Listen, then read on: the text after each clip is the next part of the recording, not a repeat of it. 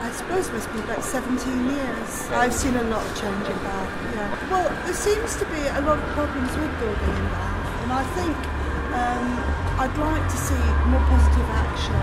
I've heard lots of people complaining, but nobody ever comes up with a replacement for, if we don't want to build at South Down or wherever, where else can we build?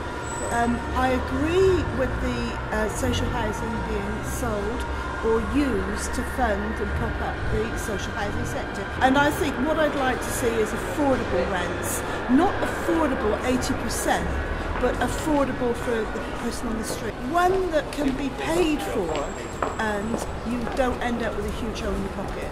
I mean, some of them maybe are up to about £90 odd a week. Do you think that? I think that's an awful lot of money to a working class person that's living in Bath. And I'm very much against the bedroom tax, because I think what we're doing here is we're taxing people and they can't afford to move.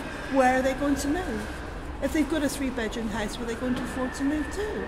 And I mean, I like social issues. I've always worked in social issues, and I believe that it's not being very social, it's not being fair. I mean, we're having ginormous cutbacks, but are the cutbacks really realistic? I mean, I was reading online about the Philpot, and how welfare people are blamed for committing murders. How many murders actually are committed by people on welfare benefits?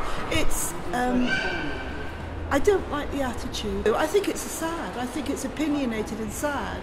I think if you're going to have opinions, base them on facts and base them on reality as well. You know, I'm not saying that we can build on Greenbelt. I mean, the Duchy wants to build on, you know, at St Newton St Low.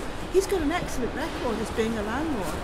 And I think, you know, if we're going to actually supply people with homes and housing, let's be realistic over who's supplying it and what they can supply and the best they can possibly do.